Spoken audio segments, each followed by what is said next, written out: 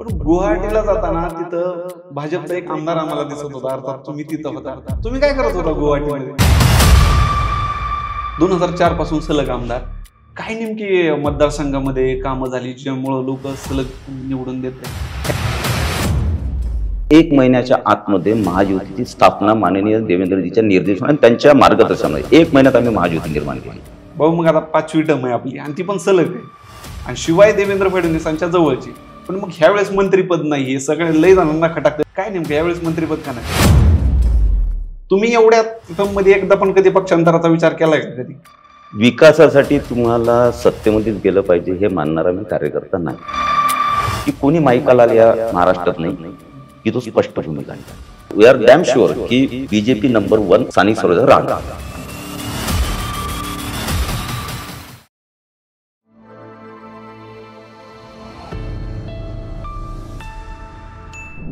राज्यातील भाजपचे मोठे नेते, माजी मंत्री, बुलढाणा जिल्ह्यातील जळगाव जामोदचे विधानसभेचे सलग 5व्या टर्मचे आमदार संजय कुटे आज आपल्या सोबत आहेत.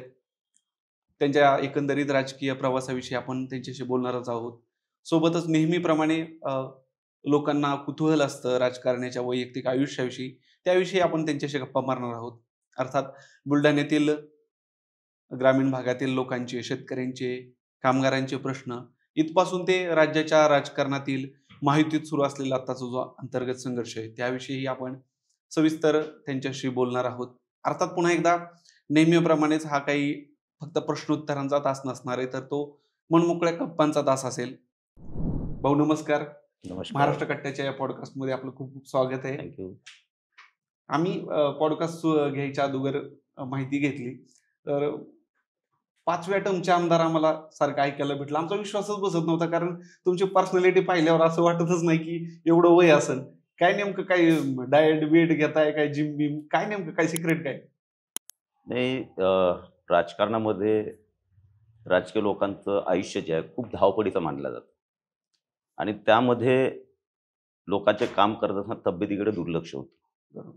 परंतु आजच्या पिढीमध्ये जे आपण पाहतोय की आरोग्याबद्दल अतिशय जागृत असणारी ही पिढी आहे आणि त्यामुळे आमच्या पिढीपासून जेव्हा मी राजकारणात आलो तेव्हापासून यंग जनरेशन जास्त राजकारणात यायला लागलं आणि त्यामुळे विचार करत असताना की आपण लोकांच्या सेवेसाठी आपण जेव्हा राजकारणात काम करतो तेव्हा वेळ आपला खूपसा लोकांना आपल्याला द्यावा लागेल. पण त्याही धावपळीच्या जीवनामध्ये आपलं शरीर कसं चांगलं राहील जेणेकरून आपण लोकांना गतिमानतेनं आपण त्यांच्यासोबत काम करू शकू. आणि म्हणून 2-4 गोष्टी जीवनामध्ये पडलेल्या. एक तर मी आयुर्वेदचा डॉक्टर आहे, त्यामुळे आयुर्वेद हे मला आपलं सगळ्या जगामधलं वेद जे आहे आयुर्वेद हे सगळ्यात प्राचीन आहे आपलं आहे. त्यामुळे त्याचंही बॅकग्राऊंड पार्श्वभूमी माझ्यासोबत आहेच. पण मुलंही मोठे झालेत, त्यामुळे त्यांचंही डाएट प्लॅन आणि बाकीचं सगळ्या गोष्टी त्यांच्याही ऐकावं लागतात. त्या पण आपण आत्मसात करतो आणि अशा पद्धतीने एक चांगलं जीवन पद्धती आपल्याला कशी जगते याचा प्रयत्न करतो. आणि म्हणून माझी मिसेस आम्ही सगळेच जण हेल्थ कॉन्शियस आहे. त्यामुळे कितीही धावपळ आणि कितीही दगदग असली तरीही आपल्या स्वतःसाठी 1-1.5 तास काढणे अतिशय आवश्यक आहे. आणि त्यामुळे सकाळी एकदम मी म्हणणार नाही की सकाळी खूप लवकर उठतो, पण जेव्हा 6-7 वाजता उठलो तेव्हा एक्झरसाईज हा मस्ट. प्राणायाम, योगासन, ध्यान, धारणा सगळंच करतो. आयुर्वेदाचे सगळे जे आहेत त्याप्रमाणे एक लोकांमध्ये जास्त राहिल्याने एक तशीच ऊर्जा आपल्यामध्ये निर्माण होत असते. आणि सर्वात महत्त्वाचं म्हणजे सर्व पॉलिटिकल नेत्यांमध्ये सगळ्यांना माहीत आहे माझा स्वभाव. तो सगळ्यात कारणीभूत आहे की जेवणाचे माझे वेळ जे आहेत ते दुनियात काहीही झालं तरी चुकत नाही. म्हणजे मी मुख्यमंत्र्याची मीटिंग जरी असली तरी मी मीटिंग सोडून माझा वेळ झाल्यानंतर मी बाहेर जाऊन जेवण करून वापस येणार. त्यामुळे जेवणाची वेळ, एक्झरसाईज आणि जिथं प्रसन्नता वाटते ती लोकांमध्ये आणि आपल्या कुटुंबामध्ये जास्तीत जास्त वेळ देणे, या 2-4 गोष्टी पाळल्या तर निश्चितपणे आपले शरीर जे आहे किंवा आरोग्य चांगलंच राहतं. तरी पण एक राजकारणी म्हटल्यावर प्रवासात सगळ्यात जास्त वेळ जातो. किती वेळ असता तुम्ही साधारणपणे, असं रोजचं नाही, साधारणपणे प्रवासात किती वेळ जातो रोजचा? प्रवासातच असतो आम्ही जास्त करून. पण तरीही प्रवासात जरी असलो तरी माझा डबा सोबतच असतो. मी बाहेरचं शक्यतोवर बाहेरचं जेवण करत नाही. कार्यकर्त्यांना माहिती आहे. त्यामुळे डबा माझ्यासोबत असतो आणि त्यामुळे तो टायमिंग हुकत नाहीत कोणत्याही परिस्थितीमध्ये. आणि त्यामुळे प्रवासामध्ये सुद्धा काही अडचण येत नाही. पण तुम्ही डाएट व्यवस्थित ठेवलं तर प्रवासही सुकर जातो. त्यामुळे प्रवास हा होत राहतो. मुंबई जाणं राहतं, नागपूर येणं, तर अमरावती जिल्ह्यामध्ये फिरणं, आपल्या सगळ्या गोष्टी चालूच राहतात. मतदारसंघात जास्त वेळ जातो का? आता तुम्ही मंत्री पण राहिलेले आहेत. मुंबईमध्ये जास्त वेळ असता का मतदारसंघात जास्त वेळ असता? नाही, मुंबईमध्ये जवळपास 50% मी मतदारसंघात होतो, 50% मुंबई आणि बाकीच्या मग जिथं पार्टी जबाबदारी देते हं, हं. महाराष्ट्रामध्ये तिथं जात असतो. परंतु मतदारसंघामध्ये एक छान अशी आमची कार्यकर्त्यांची टीम झालेली आहे तयार. हं, त्यामुळे मला खूप टेन्शन कमी असतं मतदारसंघामध्ये. कार्यकर्ते आता त्या पद्धतीनं सेवावृत्तीमधून एक चांगल्या प्रकारे लोकांचं काम करत राहतात. त्यामुळे मतदारसंघात कमी जरी असलो आणि थोडं एक बॅकग्राऊंड बी आहे, की मिसेस ही माझ्यापेक्षा जास्त मतदारसंघामध्ये फिरते. बरं. त्यामुळे तीच जास्त मतदारसंघ पाहते. हं. त्यामुळे एक बॅलन्स राहतं. जे कुटुंब पण राजकारणात तेवढंच ऍक्टिव्ह आहे. ते राजकारणाला कुठल्या पण गरजेचंच असतं. अ, राजकारणात कसं काय आलात पण? तुमचं आम्ही पार्श्वभूमी पाहिली तर डॉक्टरांशिवाय फक्त नावापुरते डॉक्टर नाही तर प्रॅक्टिस पण केलेली. डॉक्टर माणूस राजकारणात कसा आला? राजकारणामध्ये माझा पिंड जो आहे ना, तो सुरुवातपासून सामाजिक कार्याचा आहे, समाजकारणाचा. मला अतिशय आवड आहे समाजामध्ये काम करण्याची. पण तुम्ही जेव्हा विचार करायचो लहानपणापासून आणि मी जेव्हा एकदम लहान होतो, तेव्हा जे इलेक्शन पाहतो, मला खूप इंटरेस्ट होता इलेक्शनमध्ये. 4थ्या-5थ्या वर्गात असायचो. बरं. पण तू कोणाची रिक्षा वगैरे असली, की त्यामध्ये अनाउन्सिंग करत फिरायचो मी. कोणाचाही प्रचार करायचो. बरं. त्यामुळे एक ती आवड होती. आणि त्याबद्दल एक वाटायचं की असं काहीतरी आपण झालो पाहिजे, आमदार झालो पाहिजे, असं झालं पाहिजे. ते लहानपणापासून एक डोक्यामध्ये होतं. हं, हं. पण त्याचबरोबर माझ्या वडिलांनी लहानपणी माझे वडील सातत्याने डायरी लिहितात. त्या डायरीमध्ये त्यांनी मी लहान असतानाच डायरीमध्ये लिहून ठेवलेलं होतं, बरं. की माझ्या मुलाला मी संजयला आमदार बनवणार. पण त्यामागची पार्श्वभूमी सुद्धा त्यांनी लिहून ठेवलेली आहे डायरीमध्ये, हं. की ते जेव्हा पत्रकारिता करायचे, शिक्षकही होते. त्यामुळे जेव्हा गरीब लोकं त्या तहसीलमध्ये, पंचायत समिती इकडे-तिकडे यायचे, तेव्हा त्यांना लुटणारे दलाल जे तिथं असायचे. त्यामुळे गरिबांकडून पैसे खाणे, हे ते कामं लवकर अधिकारी करायचे नाही, पैसे मागितले जायचे, हे सगळं ते उघड्या डोळ्यांनी पाहायचे. आणि ते त्यांनी डायरेक्ट लिहून ठेवलं होतं, की माझ्या मुलाला मी आमदार बनवेल आणि मग कशा पद्धतीने आमदार चांगल्या प्रकारे लोकांची सेवा करू शकतो, त्या प्रकारचा आमदार माझा मुलगा बनेल. आणि तेवढ्यासाठी मी आमदार बनवाल. तर त्यांची इच्छा होती. पण ती इच्छा त्यांनी नंतर, ते डायरी आम्ही नंतर बघितली. बरं. परंतु माझा पिंड नव्हता. मग कॉलेजमध्ये गेलो. कॉलेजमध्ये पुन्हा इलेक्शन, आपले युवकांचे इलेक्शन, कॉलेज विद्यार्थी विद्यार्थी इलेक्शन, चळवळीतनं. त्याच्यात युआर, जीएस सगळे पद हे करत. हं. त्यामुळे ती आवड होतीच. आणि सगळ्यात महत्त्वाचा राजकारण येण्याचा माझा विषय होता, की मी आयुर्वेदचा डॉक्टर होतो. बरं. मी तेव्हा विचार करतो, मी एका दवाखान्यामध्ये बसून ₹10 ₹20 करत बसणार आणि एकाच क्षेत्रामध्ये मला काम करावं लागणार. बस सकाळी उठलं का दवाखाना, संध्याकाळी घरी जाऊन झोपणे, पुन्हा सकाळी दवाखाना. पण मला जी एक होती, की मी खूप लार्ज स्केलमध्ये काम करता आलं पाहिजे. विविध क्षेत्रामध्ये मला काम करता आलं पाहिजे आणि मग त्यासाठी आमदार होणे आवश्यक आहे. आणि म्हणून हे ध्येय करून लार्ज स्केलमध्ये सगळ्या क्षेत्रामध्ये लोकांची सेवा करता आली पाहिजे. महाराष्ट्राची सेवा करता आली. जिथं-जिथं संधी मिळेल तिथं आपल्याला सेवा करता आली पाहिजे आणि प्रत्येक विषयामध्ये आपला पार्टिसिपंट असलं पाहिजे आपण.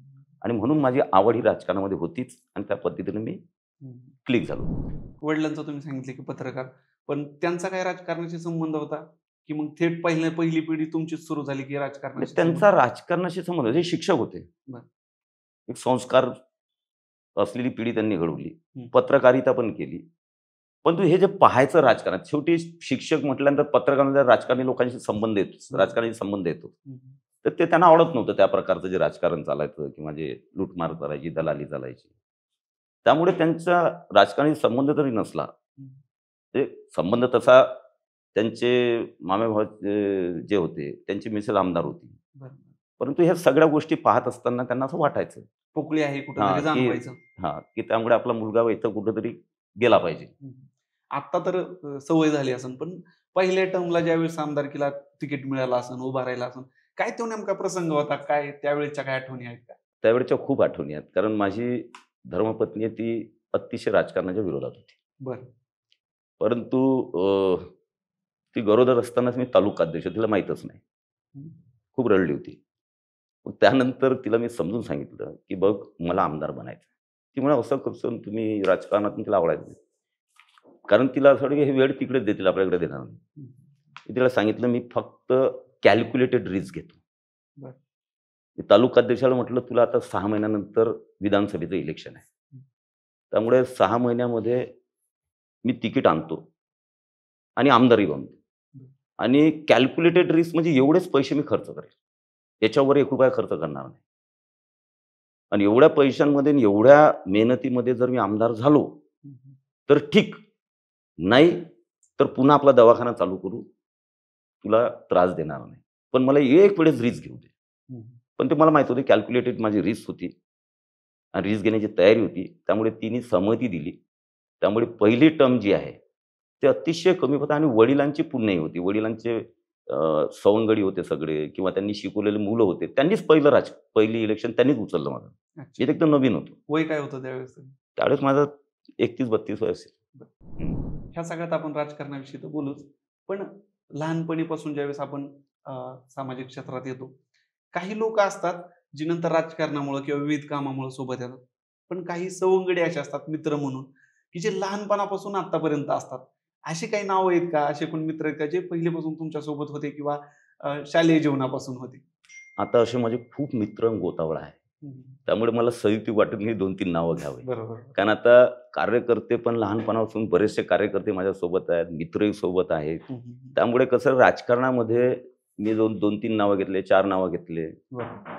तर तो स्कोप आता माझ्यासाठी राहिला नाही. स्कोप लार्ज स्केलमध्ये झाल्यामुळे आता मला वाटतं की ते पण खूप मित्र माझे आहेत की जे लहानपणापासून माझ्यासोबत आहेत या प्रवासामध्ये. परत एकदा नेता म्हणलं की आता तर अशी टर्न झालेली आहे महाराष्ट्राच्या राजकारणात, तर एक जर आमदार आहे तर त्यांनी काय करायचं की मतदारसंघात जेवढी सगळी लग्न आहेत 10वीत अटेंड करायचं आणि आतमध्ये वेळ जातो आणि जवळपास हे कंपल्सरीच होऊन बसलं, म्हणजे ह्याला नावं ठेवण्यात पण काय अर्थ नाही.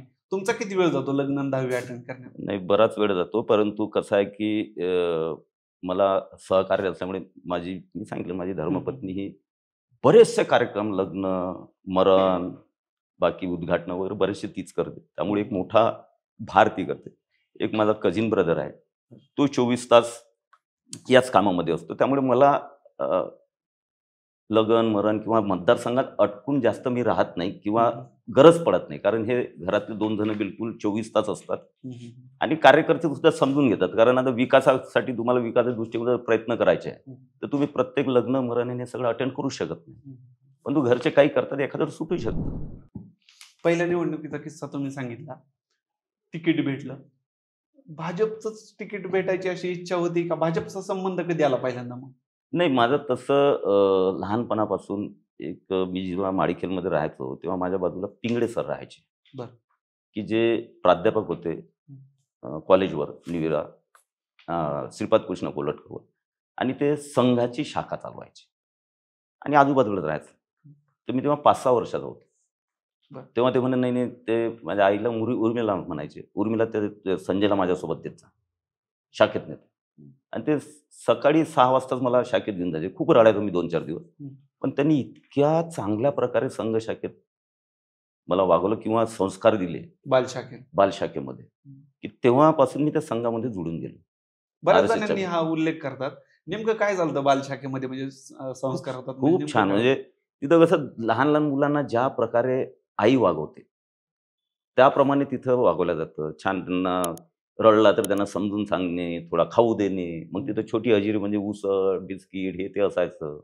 मग ते थोडंसं त्या प्रकारे करणे आणि इतक्या छान कथा सांगायचे की एक कथा 2-2, 3-3 महिने चालायची त्यांची. म्हणजे मग क्युरिओसिटी वाढवायची की आज एवढी इथपर्यंत आणलं. जसं ते टीव्हीवर चालतं ना आपलं, की आणलं की मग एकदम पुढे काय होणार, तसं करून ठेवायचे. त्यामुळे ती आवड निर्माण व्हायची तिथं. खेळणे, वेगवेगळ्या प्रकारचे खेळ व्हायचे आणि खूप अतिशय चांगल्या प्रकारे त्यांचा संस्कार आणि शिकवण जी आहे, त्यामुळे हळूहळू ती सवय लागली आणि त्यामध्येच मग ते नाड संघाशी जुळल्यामुळे, त्या विचारांशी जुळल्यामुळे निश्चितपणे माझं आकर्षण बीजेपीकडेच राहणार होतं. संघाच्या शाखेमध्ये मी परत एकदा त्याच प्रश्नावर येतोय की परत एकदा भाजपबद्दल आकर्षण तयार केलं जातं का विचारधारेबद्दल, म्हणजे फक्त हिंदुत्वाबद्दल तयार केलं जातं? नंतर फक्त तो काय बालशाखेचा फक्त प्रवास राहत नाही, शाखेत नंतर पण तुम्ही संबंधित राहिला असताल, तर नेमकं तिथं आणखी काय असतं की राजकीय जीवनाशी संबंधित ज्यावेळेस बोललं जातं, सांगितलं जातं, तर तो काय संघामध्ये असतो? हो. संघामध्ये राजकारणाच्या बाबतीत काहीही बोललं जात नाही. बरं. संघाची जी शिकवण आहे ती राष्ट्रप्रथमची आहे. बरं. देश पहिला, त्यानंतर बाकी. आणि मग देश पहिला म्हटल्यानंतर प्रथम जर आपल्या आयुष्यामध्ये देश हा विषय आहे, तर मग त्या अनुषंगिक ज्या गोष्टी येतात त्या आपल्याला केल्याच पाहिजे. आणि देश आपला सुरक्षित, मजबूत आणि चांगला राहिला पाहिजे, यासाठी जे आपल्याला करता येईल ते केलं पाहिजे.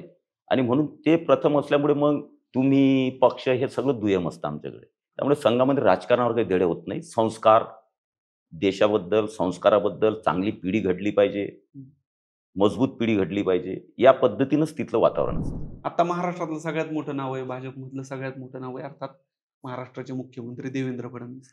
आणि आम्ही अशी चर्चा ऐकली की तुम्ही देवेंद्र फडणवीसांच्या जवळचे आहेत किंवा सगळ्यात लाडके आहेत. काय नेमकं काय सत्य आहे? नाही, माननीय देवेंद्रजीचा स्वभावच असा आहे की त्यांच्याजवळ गेल्यानंतर तो दुसरीकडे जातच नाही. कारण त्यांना प्रत्येकाला ते हवे असे वाटतं. त्यांचा स्वभाव आहे. परंतु माझं आणि ते आम्ही समकालीन असल्यामुळे, समवयस्क असल्यामुळे, दोघांचं एज सारखंच आहे आमचं. त्यामुळे एक मैत्री आमच्यामध्ये, एक ते ट्युनिंग जुळत गेलं, नॅचरल ट्युनिंग जुळत गेलं. त्यामुळे मैत्री ही करत असताना मग पक्षासाठी काय चांगलं राहील, ह्या सगळ्या गोष्टी आम्ही डिस्कस करत नाही. विकासाबद्दल, महाराष्ट्राच्या व्हिजनबद्दल. तर ते अतिशय प्रगल्भ, सुसंस्कारित आणि व्हिजनरी नेते आहेत. त्यामुळे मला ते भावतात, सगळ्यांना भावतात. जे त्यांच्या जवळ गेले त्यांचे ग्रास्पिंग पॉवर ट्रिमेंडस त्यांच्यामध्ये. दुसऱ्या म्हणजे पक्षातला गेला एखादा तरी. दुसऱ्या असो का कुठेही असो, एकदा त्यांच्या जवळ गेलं की तो बाहेर निघू शकत नाही. आणि ग्रास्पिंग पॉवर एवढी ट्रिमेंडस आहे त्या देवेंद्रजींची की तुम्ही इतक्या वेळेस समजून नाही सांगावं लागत. आपल्याला वाटतं की अर्धा तास माझं ऐकलं पाहिजे, पण त्यांना एक सेंटेन्स सांगितलं त्याला समजून येतं काय करायचं. इतके ग्रास्पिंग पॉवर ट्रिमेंडस. भाऊ, मग आता 5वी टर्म आहे आपली आणि ती पण सलग आहे, आणि शिवाय देवेंद्र फडणवीसांच्या जवळची. पण मग ह्यावेळेस मंत्रीपद नाही, हे सगळे लय जणांना खटाकते. म्हणजे तुमच्या जवळच्या लोकांना सुद्धा हे आवडत नसेल. काय नेमकं यावेळेस मंत्रीपद का नाही? नाही, मंत्रीपद नाही. आता मित्र आणि मंत्रिपदाचा कुठं संबंध येतो का? नाही येत. मैत्री मैत्रीच्या जागी. राजकारण आणि मंत्रीपद, पद भेटणं हे वेगळं असतं. मैत्री ही मैत्रीच्या जागी एवढ्यासाठी म्हणतो की त्यांची मैत्री आहेच ना. माझी डेथ झाली आईची, तेव्हा ते घरी आले भेटायला, त्याला मैत्री म्हणतात. पण जेव्हा राजकारणाच्या परिभाषेमध्ये जेव्हा ते विचार करतात, ते किंवा ते एकटे विचार करत नाही, देशातले बाकीचे आमचे नेते करतात, महाराष्ट्रातले एकत्र बसून जेव्हा स्ट्रॅटेजी ठरवतात, किंवा तर त्यामध्ये कुठे एखाद्या वेळेस अडचण असू शकते. आणि मित्र म्हटल्यानंतर त्यांची अडचण समजून घेतलं नाही तर मग मित्र कशासाठी? म्हणून त्यांची अडचण जी असते ती माझी अडचण असते. आणि त्यांनी अडचण असली तर मग मी एका मिनिटात थांबणारा विद्यार्थी आहे. त्यांना कुठं अडचण होईल असं माझ्याकडून कधी होत नाही, आणि त्यालाच मैत्री म्हणतात. एक प्रश्न सहज कुणाला पण पडन, कारण आत्ताचं जे महाराष्ट्रातलं राजकारण चालू आहे किंवा देशात पण जे चालू आहे ते म्हणजे पक्षांतराचं. आणि तुम्ही सलग 4-5 टर्म आमदार राहिलेले आहेत. त्यातल्या पहिल्या 2 टर्म मध्ये तुम्ही विरोधात होता. मग अशात तुम्ही पक्षांतर का नाही केलं? ठीक आहे की RSSची, भाजपची विचारधारेची पार्श्वभूमी आहे, पण तरी पण बाबा मतदारसंघातून विकास कामांची मागणी येते, विरोधात असल्यावर तेवढी कामं होत नाही. हे बरेच जण, महाराष्ट्रातले बरेच राजकारणी, मोठे मोठे राजकारणी सुद्धा तर्क देत आहेत की विकास कामं पाहिजे, विकास पाहिजे तर सत्तेच्या जवळ पाहिजे. तुम्ही एवढ्या टर्म मध्ये एकदा पण कधी पक्षांतराचा विचार केलाय का कधी? विकासासाठी तुम्हाला सत्तेमध्येच गेलं पाहिजे हे मानणारा मी कार्यकर्ता नाही. तुमच्यामध्ये क्षमता असली, तुमच्यामध्ये धमक असली, तर शासन कोणतंही असो, तुम्हाला योजना ओढून आणता येतात, ताकद लावून, आणि करता येतं. क्षमता पाहिजे. पण ते सत्तेमध्ये जाणं किंवा आता मग पक्षांतर करणं, तर काही वेळेस लोकांची भावना असते की सत्तेमध्ये गेलं तर त्याचे फायदे होतात, फायदे करून घ्यायचे. ते वैयक्तिक याच्यासाठी असं असेल तर त्या पद्धतीने ते विचार करतात. पण तू जनरल याच्यामध्ये ठीक आहे, थोडंफार कमी जास्त होत असेल. पण तू काही लोकांना विरोधी पक्षात असताना की सत्तारूढ आम्हाला पैसे देत नाहीत, रडगाणं त्या मतदारसंघामध्ये करत राहतात, तर मला वाटतं तेही योग्य नाही. कमी भेटत असेल, पण तुमच्यामध्ये क्षमता, ताकद, अभ्यास त्या विषयाचा अभ्यास असल्यानं कोणतंही शासन आहे त्याला आपण जेरी सांगू शकतो, आणि ती योजना आपण घेऊच शकतो. हा माझा अनुभव. कारण 140 गावाची माझ्या पाणी पुरवठ्याची योजना माझ्या मतदारसंघात आणली. त्यावेळेस मी विरोधी पक्षात होतो. सगळ्यात मोठी योजना महाराष्ट्रातली होती. मी विरोधी पक्षात आमदार होतो. पण अभ्यासपूर्ण जेव्हा मांडणी केली आणि आक्रमकता, शेवटच्या टोकाची जेव्हा भूमिका घेतली, आंदोलन केली. सगळ्याच प्रकारच्या भूमिका झाल्या त्याच्यात. बरं. किती वेळेस रडलो मी त्या योजनेमध्ये योजनेसाठी. त्यामुळे एक तुमची आंतरिक इच्छा असली आणि ताकद असली लढण्याची आणि योग्य अभ्यास असला आणि योग्य मांडणी असली तर सरकारला झुकावंच लागतं. पण तो वैयक्तिक याच्यासाठी जर कोणी काही मांडत असेल तर मग सरकार कशाला तुमची दखल घेणार? त्यावेळेस कोणी विरोधी पक्षातलं किंवा सत्तेतलं कोणी अशी ऑफर वगैरे दिली का, ही तुमची कामं एवढी तुम्ही लढताय, आम्ही कामं करून देतो, सत्तेत या? ऑफर ह्या पहिल्या दिवशीपासून चालू असतात राजकारणामध्ये. त्यामुळे ऑफर येत राहतात. परंतु माझं ठरलेलं मी विचारांच्या प्रताडणा करणार नाही. बरं. माझ्या विचारांवर मी चालणार आहे आणि त्या पद्धतीनं आजपर्यंत चालून पुढे चालणार आहे. 2004 पासून सलग आमदार. काय नेमकी मतदारसंघामध्ये कामं झाली ज्यामुळं लोक सलगपणे निवडून देत आहेत? ह्याच्या मागचे काय कारण आहे? एक कार्य मी जेव्हा 2004ला मतदारसंघामध्ये पहिली निवडणूक लढवली ना, तेव्हा एक तर एकही रस्ता असा नव्हता की त्याला रस्ता म्हणता येईल. बरं. एकही रस्ता नव्हता. पूर्ण मतदारसंघामध्ये ज्याला रस्ता म्हणता येईल असा एकही नव्हता. तो एक माझा मुद्दा होता की यार इतके वर्ष होते रस्ते होत नाही, आपल्याला साधा एका गावाचाही म्हणजे कोणताच रस्ता नव्हता. मेन रस्ते नाही ना गावाची रस्ते नाही. तो एक विषय होता. आणि सेकंड जो मी त्या मतदारसंघामध्ये जातीवाद पाहत होतो. बरं. अतिशय जातीय राजकारण त्या मतदारसंघात चालायचं. विकास कामांवर विकास कामांपेक्षा जातीवर राजकारण जास्त झालं. विकास काम करा नका करू, आपली जातीचे हे करायचे आणि त्या पद्धतीने आपल्या राजकीय पुढे हेच एक प्रकारचं राजकारण त्या मतदारसंघात चालायचं. मी माझं लहानपणापासून मला जात कोणी शिकवली नाही, वडिलांनी शिकवली नाही. कॉलेजमध्ये असताना सगळ्या जाती धर्माचे आम्ही एकत्रच राहायचो हॉस्टेलवर. त्यामुळे जात मनाला कधी शिवली नाही. आणि म्हणून त्या दोनच मुद्द्यांवर मी पहिल्या राजकारणामध्ये, एक तर विकास आणि त्यातील रस्ते. कारण दळणवळण नसले तर पुढे विकासाची दिशा पुढे जात नाहीत, दळणवळणाचं साधनं नसले तर. त्यामुळे रस्त्यांवर फोकस केला आणि जातीवादाचा कलंक या मतदारसंघातून मी नष्ट करणार. आणि ते मुलांना भावलं. कारण छोट्या छोट्या याच्यामध्ये योजनेमध्ये बी हा माझ्या जातीचा तो त्या जातीचा त्याला द्यायचे नाही, हे काय प्रकार असतात. आणि म्हणून त्या दोन गोष्टीवर ती निवडणूक चांगल्या प्रकारे लढवली गेली. आता विधानसभेतले मतदारसंघातले रस्ते एकदम व्यवस्थित आहे. आणि त्यानंतर मग जेव्हा या दोन मुद्द्यांवर मी काम केलं, सगळ्यात पहिले मी रस्त्यांवर काम केलं. मग जातीवादाचं शेवटी काय असते की लोकांना तुम्ही नाही सांगू शकता तुम्ही जातीवाद करू नको. आपण प्रयत्न करतो, पण काही लोक अजूनही करतात, कारण त्यांनाही राजकारण करायचं असतं. परंतु आपण जेव्हा नेता म्हणतो, आपण जेव्हा कमिटमेंट केलेली आहे की जातीवाद होऊ द्यायचा नाही, करायचा नाही, तेव्हा आपण स्वतःमध्ये त्याचा कुठेही लवलेश असता कामा नये. म्हणून माझ्या डोक्यात कधीच जात नसते. परंतु आज विकासावर जात असणार रस्ते, आज आमचे इन्फ्रास्ट्रक्चर रेट चांगल्या प्रकारे पुढे गेलेला आहे. पिण्याच्या पाण्यामध्ये आता मला अभिमानानं सांगतात की महाराष्ट्रामध्ये ग्रामीण मधला मतदारसंघ त्यामध्ये सरफेस ड्रिंकिंग वॉटर 100% गावांना असणारा एकमेव मतदारसंघ आहे. नाही तर कुठे बोरचं पाणी, कुठं विहिरीचं पाणी, हे अजून बऱ्याचदा प्रगत मतदारसंघामध्ये सुद्धा पाण्याची वानवा आहे. पण आमच्या 24 तास म्हटल्यापेक्षा आमच्या मतदारसंघामध्ये सगळे गावं हे आम्ही सरफेस ड्रिंकिंग वॉटरवर, नळाच्या पाण्यात. काय केलं ह्याच्यासाठी? तेच म्हणतो, त्यासाठीच तर रडावं लागलं मला 3-4 वेळेस त्या योजनेमध्ये. 140 गावची योजना केली एका धरणावरून, पुन्हा 31 गावची गेली, पुन्हा 31 गावची गेली, 10-12 गावांची सगळी धरणांवरून योजना आहे. आणि त्यामुळे आज सगळ्यात शुद्ध पाणी देणारा मतदारसंघ माझा आहे. आणि मग बाकीच्या तर आहेत. रेल्वे आता माझ्या मतदारसंघामध्ये एक तर आहेच, दुसरी रेल्वेचा टेंडर झाला, आता ती पण चालू होते आहे. त्यामुळे रेल्वे, इन्फ्रास्ट्रक्चर, पिण्याचं पाणी आणि सिंचन, आता सिंचनामध्ये बी परिपूर्णतेकडे आम्ही जातोय. आणि माझा तर विश्वास आहे की येणाऱ्या 4-5 वर्षामध्ये महाराष्ट्रातला 1 नंबर इरिगेटेड मतदारसंघ माझा असेल, हा बिलकुल विश्वास आहे. आणि त्यामुळे हे बेसिक माझं निर्माण झालं इन्फ्रास्ट्रक्चर. आता काय राहिलं मतदारसंघामध्ये? उद्योग. तर आता माझा फोकस या टर्मपासून उद्योगावर आहे. त्यामुळे आता जास्तीत जास्त उद्योग माझ्या मतदारसंघात कसे येतील आणि रोजगार कसे उत्पन्न याकडेच माझा फोकस आहे. त्यामुळे लोक आता कंटिन्यू निवडून देतात. त्यांना माहिती आहे मी कोणाला टीका करत नाही, काही नाही करत. मी मागे 5-10 वर्षात मी काय केलं ते लोकांना माहिती होतं. तेवढं सांगतो की हे अशा केलं. पुढचं फ्युचरमध्ये मी 5 वर्षात काय करणार आहे, तेवढ्यावरच लोक मला मतदान देतात. एवढं सोपं? हो, एवढं माझं एवढं सोपी आहे. माझ्या मतदारसंघातले लोक तेवढं प्रगल्भ झालेले आहेत, तेवढे विचारानं प्रेरित आहेत. जातीच्या पलीकडे विचार करणारी आता पिढी तयार झाली आहे माझ्या मतदारसंघात. ती आम्ही केली प्रयत्नपूर्वक. त्यामुळे ते एवढ्यावरच देतात. काहीच मला कोणाला टीका करावं लागत नाही, खालच्या दर्जाचं बोलावं लागत नाही. बाकीचे बोलतात पण मी कधीच उत्तर देत नाही. तुम्ही आता विकासावर मतदारसंघातल्या बोललात, आता उद्योगांवर काम करणारे, रोजगारांवर फोकस करणारे. शेगाव तुमच्याच मतदारसंघात येतं. हे संस्थानं जी शेगाव संस्थान आहे, त्यांनीच आतापर्यंत त्याचा जो विकास केला त्यामध्ये सगळ्यात मोठा वाटा येतो असं म्हटलं जातं. प्रशासन म्हणून आणि स्थानिक आमदार म्हणून तुम्ही काय त्यामध्ये योगदान दिलंय आणि आणखी काय करू शकता पर्यटनाच्या विकासासाठी तिथल्या? श्री संत गजानन महाराजांची ती पावनभूमी आहे आणि तो आमच्यासाठी एक आशीर्वादच आहे मतदारसंघासाठी. कारण आध्यात्मिक याच्यामध्ये शेगावमध्ये हजारो लोक रोजचे येतात.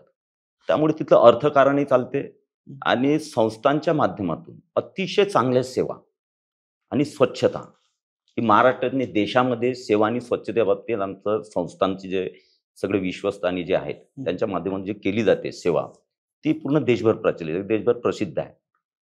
परंतु आता शेगावच्या त्या संस्थांच्या किंवा गजानन महाराजांच्या याच्यातून तो विकास होतोच आहे. परंतु शासनाकडून सुद्धा माननीय देवेंद्रजींनी सुद्धा खूप मोठ्या प्रमाणात फंड दिले. आज शेगावमध्ये 350 कोटी रुपये आराखड्यासाठी देवेंद्रजींनी दिले. त्या माध्यमातून शेगाव एक चांगल्या प्रकारचं आम्ही बनवलं. आज मला तरी वाटतं की कोणत्याही गावामध्ये गेलं तर प्रत्येक रस्त्यावर दुतर्फा झाडे आणि तेही चांगल्या प्रकारे जगले शेगाव असे. आणि यामध्ये देवेंद्रजीचा तेवढाच महत्त्वाचा वाटा आहे. त्यामध्ये आम्ही प्रयत्न करतो. आता अजून या टर्ममध्ये आता 1-2 वर्षामध्ये अजून 400 कोटी रुपये पाण्यावर आणि भुगाटार योजनेवर ते पण आले. म्हणजे मोठ्या प्रमाणात पैसा शेगावची अतिशय चांगली बांधणी हे होते आहे. त्यामुळे एक आध्यात्मिक पर्यटन जे आहे ते शेगावमध्ये वाढण्यास मदत होईल. त्या दृष्टीने आम्ही पुढे जातो आहे. वनपर्यटन आमच्याकडे मोठं आहे. बरं. त्यामुळे अंबाबाराव अभयारण्य आहे ते आता चांगल्या प्रकारे डेव्हलप झालं. अजूनही आम्ही तिथे डेव्हलप करतो आहे. बेस कॅम्प तिथे डेव्हलप करतो आहे. जलपर्यटन धरणावर आम्ही आता त्याचेही पैसे मंजूर, त्याचंही आमचं काम चालू झालेलं आहे. जलपर्यटन कारण ज्या तिथं सुविधा आहेत किंवा जे तिथं आहे त्याच्यावर तुम्हाला पर्यटन करावं लागेल. तुम्हाला बाहेरून आणून एखादा काहीतरी मोठा प्रकल्प तिथून पर्यटन करतो, लोक येतील कशासाठी इतक्या दूरमध्ये. त्यामुळे त्या भागात जे अवेलेबिलिटी आहे त्याला साजेसं पर्यटनाचं धोरण हे त्या भागामध्ये राबवत आहे आणि त्याला चांगला प्रतिसाद मिळेल. विकास कामांवर तुम्ही बोलताय की विकासाला घेऊन आपण पुढे जातोय. तुम्ही तुमच्या मतदारसंघाचं सांगितलं, बुलढाण्याबद्दल पण तुम्ही बोलताय. पण पक्षांतर पण केलं नाही तुम्ही, कारण की विचारधारा सोडायची नाही, पक्ष सोडायचा नाही. पण गुवाहाटीला जाताना तिथं भाजपचा एक आमदार आम्हाला दिसत होता, अर्थात तुम्ही तिथं होता. तुम्ही काय करत होता गुवाहाटीमध्ये? गुवाहाटीमध्ये आता हे बघा की हा विषय आता खूप जुना झाला आणि माननीय देवेंद्रजींचे त्यानंतरचे स्टेटमेंट, माननीय शिंदे साहेबांचे स्टेटमेंट हे आता सगळ्या महाराष्ट्राला माहिती आहे. कशा प्रकारे ते सगळं व्यूहरचना झाली किंवा कशा प्रकारे ते ऑपरेशन झालं ते सगळ्यांना माहिती आहे. I am one of the part just as a कार्यकर्ता.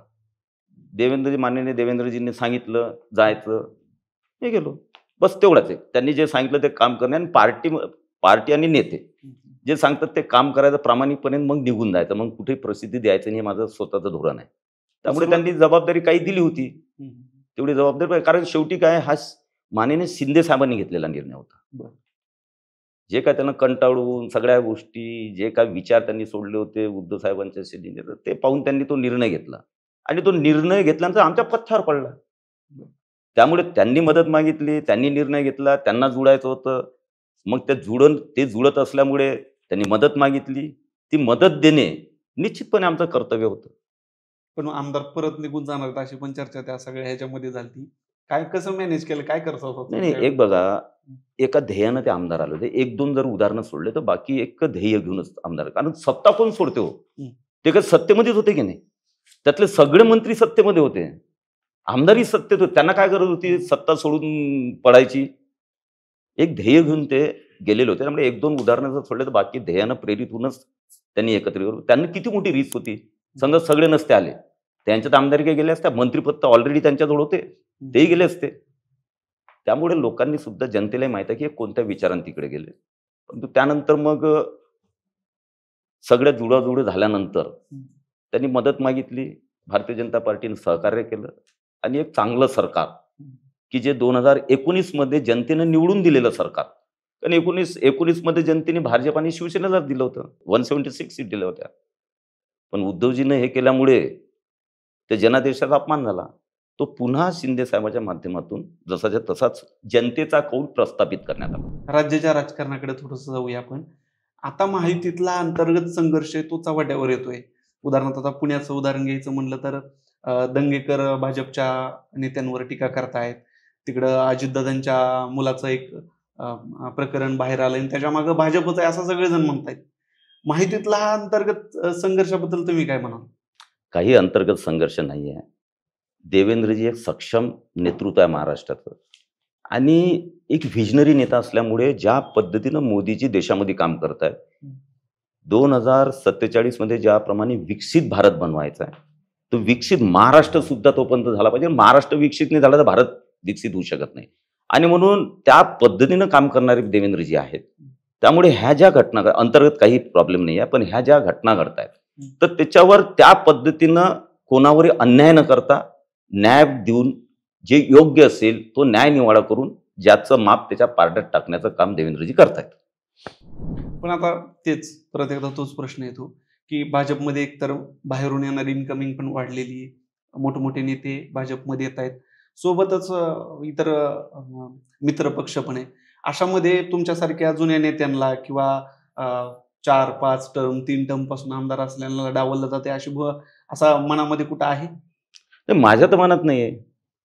जनतेच्या येत असते, काही कार्यकर्त्यांच्या येते, परंतु शेवटी तुम्ही पक्षामध्ये ध्येय धोरणासाठी काम करता, तुम्ही एका ध्येयासाठी काम करता, विचारांसाठी काम करता. त्यामुळे अपडाऊन होतच राहते पक्षामध्ये. पण आता नवीन येतात तर नवीन आल्यानंतर ते त्या विचारामध्ये राहिले पाहिजे, त्या विचारांमध्ये त्यांची व्यवस्था व्यवस्थित झाली पाहिजे, त्या विचारांमध्ये ते गेले पाहिजे. आणि म्हणून भारतीय जनता पार्टीमध्ये आल्यानंतर त्या विचारांशी तो प्रामाणिक, आता तुम्ही बघा ना किती उदाहरणं आहेत. आमचे नितेशजी राणे हा हिंदुत्वाचा चेहरा आहे. इथं भाजपमध्ये आल्यानंतर विचार आणि प्रखरतेने ते विचार मांडतायत. फडणवीस म्हणाले होते की अजितदादांना पण आम्ही बघबघ करू. काही सांगता येत नाही. कारण एक बघा, आम्ही देशाचा विचार करणारे लोक आहे. देशाचा विचार करताना हिंदुत्व असेल तर हिंदुत्व आम्ही राष्ट्रीयत्व मानतो. आम्ही काही हिंदू धर्म नाही मानत किंवा धर्माचं बिलकुल पूजापाठ करा आणि हे करा ते करा असं नाही आहे. राष्ट्रीयत्व म्हणजे आम्ही मानतो हिंदुत्व, की जी एक संस्कृती आहे, जी परंपरा आहे, या देशाचं जे पारंपरिक संस्कृती आहे परंपरेनुसार आलेली, त्याच्यावर ज्याची श्रद्धा असेल तो हिंदुत्व. मग तो कोणी असू शकते. तुम्ही पूजा प्रार्थना काय करायची ते वेगवेगळ्या पद्धतीनं करा, पण ही संस्कृतीला कुठं छेद जाईल असं या देशात वागू नका, एवढाच विषय. अधिवेशनात तुम्ही हाच धर्मांतराचा एक मुद्दा मांडला. काय नेमका विषय होता तो आदिवासी पाड्यांमध्ये जे होतंय त्याबद्दल? काय होते की आपण जगामध्ये सुद्धा पाहतो आता की युद्ध जे होऊन राहिले देशांमध्ये, ते अनरेस्ट चालू आहे. अमेरिकेत असेल, लंडनमध्ये असेल, अरब कंट्रीज मधले युद्ध असतील, इस्रायलचं युद्ध असेल, रशिया युक्रेन, हे का चालू आहेत? कसं? दोनच गोष्टीसाठी. एक तर अर्थकारण आणि दुसरं त्याला धार्मिक रंग आहे. कारण संस्कृती वाचवणे आपली. आता यहुदी आणि अरबमध्ये काय युद्ध चालू आहे? भूखंडासाठी थोडी चालू आहे. आपापल्या कल्चरला, आपापलं कल्चर टिकलं पाहिजे पोर्ट्रे करण्यासाठी, यासाठीच चालू आहे.